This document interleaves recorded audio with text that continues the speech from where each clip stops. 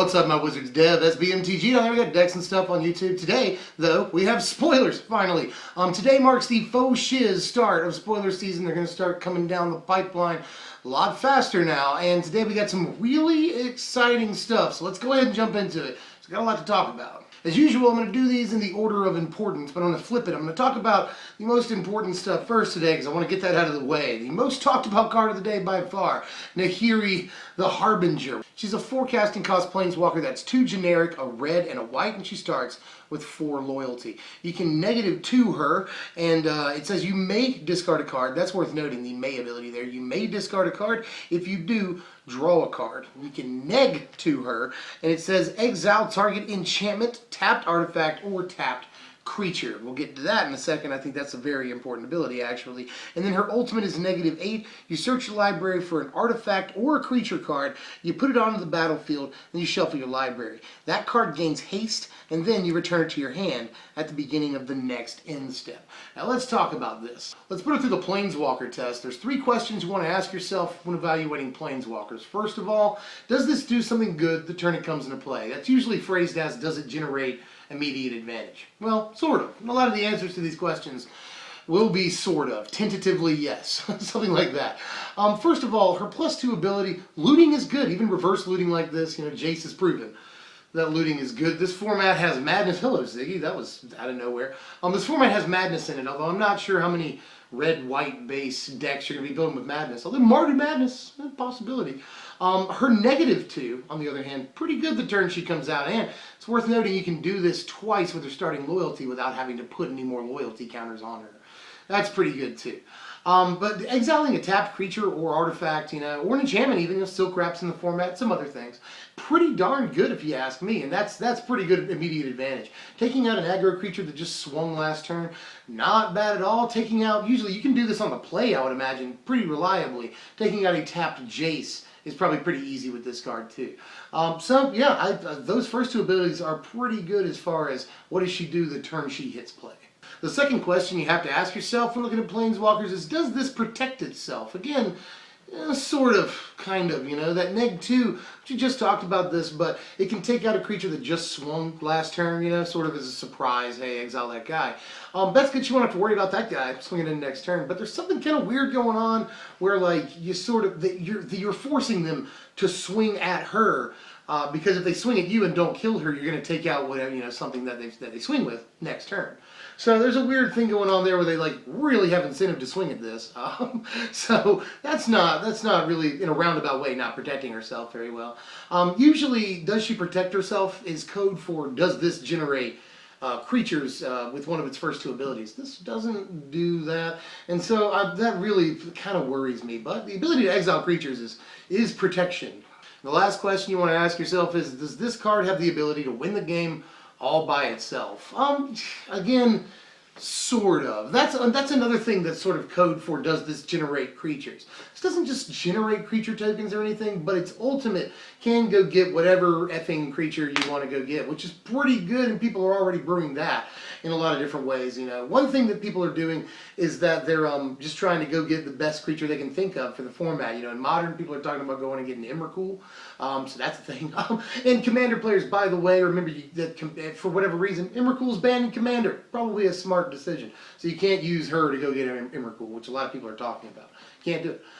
But in Standard, people are talking about Ulamog, but do remember that with Ulamog, you don't get to exile 2 things when you put it into play with this. You're not casting it. So there's that, but still, 10/10 haste that mills 20 off the top of their library when it swings. Sounds pretty good. It does pop the creature back to your hand, though. And that's the thing that kind of catches my eye as far as her ultimate goes.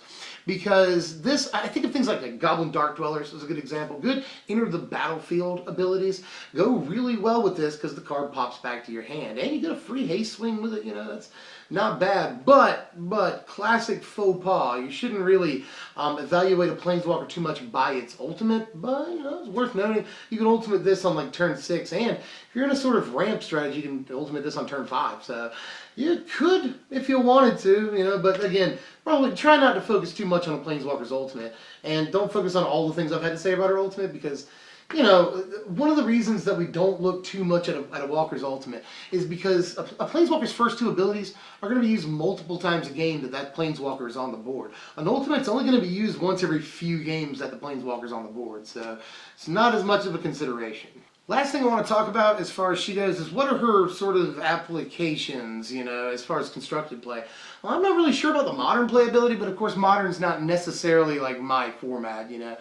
Standard playability though, I think this is kind of off the charts and just makes me think of a bunch of different decks all at once, you know. Like I've already mentioned sort of a ramp deck. You can build Naya ramp. That'd be good, you know, one of the Ulamog ramp decks, although I'm not sure that those decks want to cut a 4-drop, you know, they'd have to cut like Hedron Archive, or they'd have to cut Explosive Vegetation, and I don't know if they want to do that, but this card would give you a way of playing Ulamog on turn 5 with reliable ramp on turn 2 or 3, and it, you know, gives the deck some removal. It wants that. The deck kind of wants card draw. It doesn't matter, you know, if you have to discard a card, the deck has cards to filter. So, you know, it could make good use of this piece. Or just like a Boros Walker's deck, I think would be good. I mean, imagine you got Gideon, you got the 6-mana Chandra, which is really coming into her own lately. A lot of people want to play that card. I told you so, by the way. You can even add a third color to that deck in multiple ways. You know, Jeskai gives you counter spells, gives you Jace. If you build Mardu, it gives you removal. That's pretty cool. Just extra removal, you know. And if you put green in it, that gives you like Den Protector and Nissa. So, I mean, red-white splash of color walkers could actually be fairly viable, mostly because of this card. So what do we think of her overall? Well, you know, she does slot into a lot of standard ideas. I just went over all that, but after all the hype, I can't help but feeling slightly underwhelmed at the end of the day, despite all the things I've had to say about her. And I know a lot of people agree with me on that, just sort of not so sure and a little bit on the fence about how good Nahiri really is going to be. I will say this though, I really like playing Obnic Silas Reignited. That card is really good every time it hits the field for me. And this is sort of comparable, you know, just like Obnic's, this draws cards, it can blow creatures away, and in this case, her ultimate's probably better than Obnic Silas, and she costs a mana less. So, you know, I like Obnic Silas. This probably is really good, and have to at least point this out one more time. We do have Madness in the format, so this looks at least a little bit more attractive. Overall, solid Planeswalker with some pretty decent utility, but leaves a little bit to be desired, and I'd probably give her a B. Second thing I want to talk about, also probably pretty impactful in Standard. This is Anguished Unmaking. What does that do? It's 3 mana, that's a generic, a white, and a black. It's instant speed. Exile target non-land permanent. You lose 3 life. Simple and easy. And a lot of people are griping about that 3 life, but honestly, how many times did I wish that, hey Ziggy, how many times did I wish that Utter End cost 1 less mana? You know, every single time I played it is the answer to that question. This is a great replacement for Utter End. Going to be good for the Eldrazi decks that want to process stuff. That's consideration. Good for any black-white based or, you know, maybe Esper Control. So definitely spot on, fantastic card. And remember too, people that are griping about the 3 life, you know, in these colors you have Ailey, so that's a thing, that's a way to gain life, and there are multiple ways of gaining life in the format. Imagine something like this in the black-white allies deck. That deck gains a ton of life, and this would be a pretty sweet piece of removal for it at instant speed too. So yeah, we're gonna totally play this card, and it's gonna be not a 4 of in like anything, but it's probably gonna be, you know, a 1 or 2 of just like Utter End was. So really excited to play with this. This card, I'm actually really super duper stoked on, and it's very new, so let me show it to you. This is Vampire Glutton. Here's the translation right here. This is a 1 red mana, 2 power creature, so it really doesn't have to do too much of anything else for people to completely say, just immediately, that red aggro is saved in this format. It really doesn't have to have any text at all, but the text here is that each vampire creature card you own that isn't on the battlefield has madness. Its madness cost is equal to its mana cost. Exclamation point, exclamation point, exclamation point, exclamation point. It's just unbelievable. It's a vampire itself too, so it has synergy with multiple copies, you know. And with this and Zergo in the format, it's just red aggro is still around. I'm sort of freaking out right now about this card. Still pretty new to me. And just the other day, you know, I'm building red-black aggro, madness aggro for the channel. And one of the big problems, it's just a huge hole in the deck, was the lack of quality 1-drops, especially for this strategy.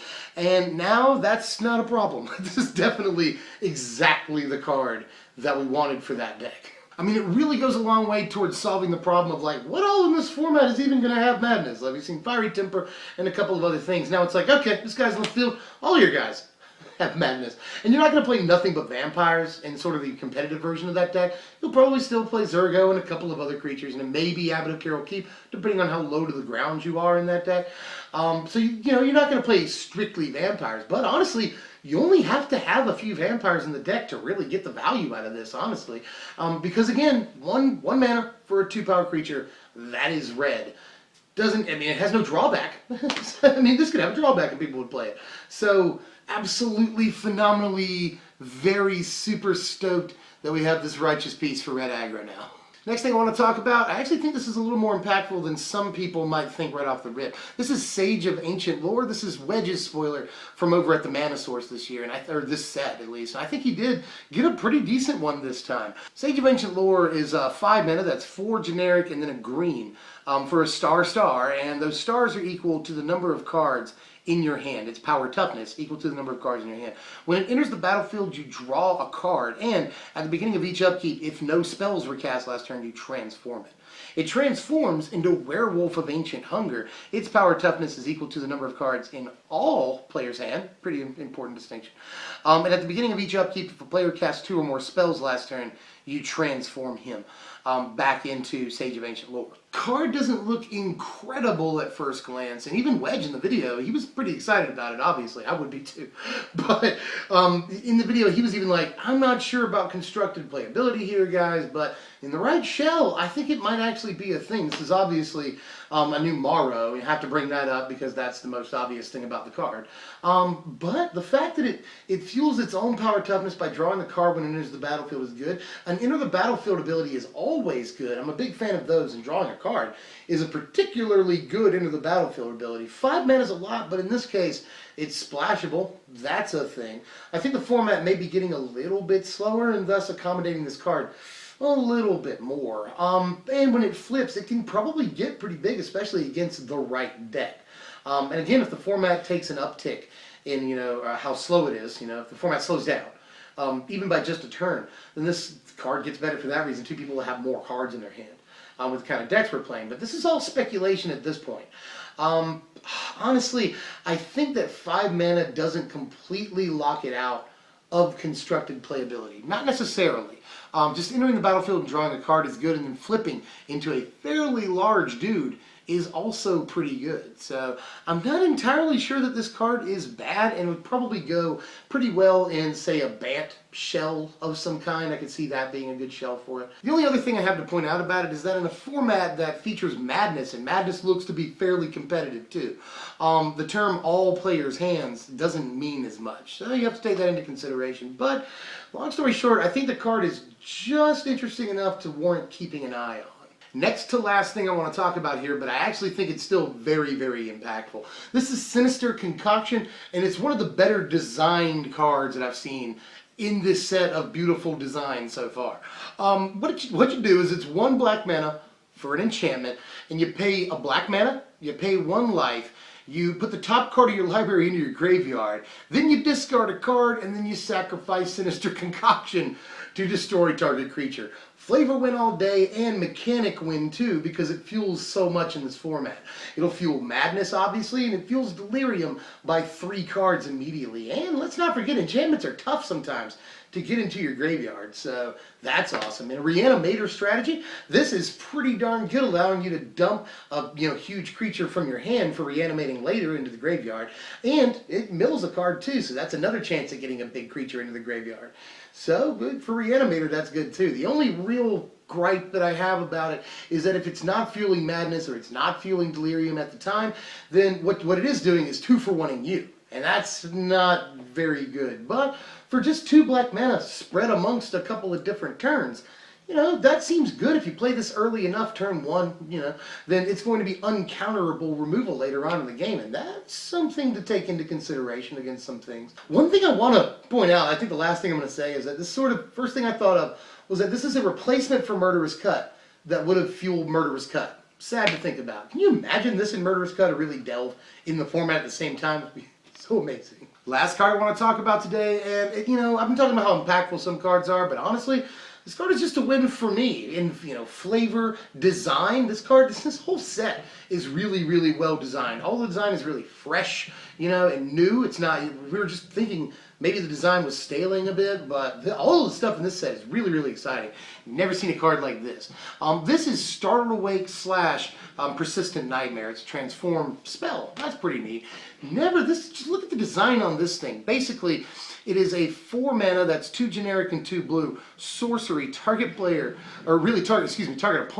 puts the top 13 cards of their library into their graveyard. You mill them 13. Now, if it's in your graveyard, you can pay 3 and 2 blue at sorcery speed to take it from the graveyard and put it onto the battlefield transformed.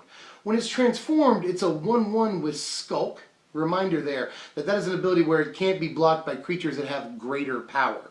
And when you do get through unblocked with the card, you return it to its owner's hand. So it's a lot to take in, but basically when you play it the first time, when you play it the first time, you mill them 13 and you can pay 5 to take it out of your graveyard, put it into play as a 1/1 with Skulk, and when it does combat damage, it pops back to your hand so you can play it as a spell again. Looks a little janky, and that's what most people are saying is like, I don't know about this. But I actually, as far as like constructed playability, am not totally adverse to this. It's definitely better than Talon of the Telepath, which is something that people were pinning their hopes on for Sphinx's Tutelage decks. And Sphinx's Tutelage decks, I actually think this might be somewhat okay, but it's probably not the thing that deck needs to break the format or anything. Just a really, really well-designed card that does, at the end of the day, take 13 cards off the top of their library. You really don't have to do that more than a couple of times for them to lose the game, especially if you have a tutelage out. So I could see people at least trying to do something with this, and I'll definitely brew something up with it. I'm not sure it'll ever make it to the actual channel, but I'm going to be trying some things because this is one of those cards that I wonder if it truly is janky. An issue is that there are a lot of things in this format that exile creatures, especially in the upcoming format. We just reviewed 2 things that exile creatures so far today. So exile is definitely something that's going to happen a lot. And Declaration of Stone in the format, Complete Disregard, a bunch of stuff. So this card doesn't seem as effective because of that. But, still, end of the day, it's really, really interesting design that if they can't exile it, will maybe end up being an issue, but it also seems really, really slow. So, remaining objective and realistic, it's probably a bad card, but I'm really on its side. That's all the spoilers I have to talk about today. There were a few more, and like I said, I'll give you the link to Mythic Spoiler in the description here if you want to check out some of the stuff you missed. It's mostly intro pack rares and stuff that won't have hardly any impact, and then a couple of other things that I wasn't too terribly impressed by. But there's some cool stuff. There's an artifact that transforms, or an equipment that transforms and becomes way better when it transforms. So there's a lot of, like I said, fresh design in this set. It's really, really neat. So check all those out, and we'll have more spoilers for you probably tomorrow, or at least the next day after that. I'm working on a bunch of decks, including, like I mentioned earlier, Rakdos Madness, which is now, because of this guy, I would imagine coming along very nicely. So stay tuned, like, share, comment, and if you're new, subscribe. And I'll see you guys later. I'm Dev from SBMTG. Thanks for watching, my wizards.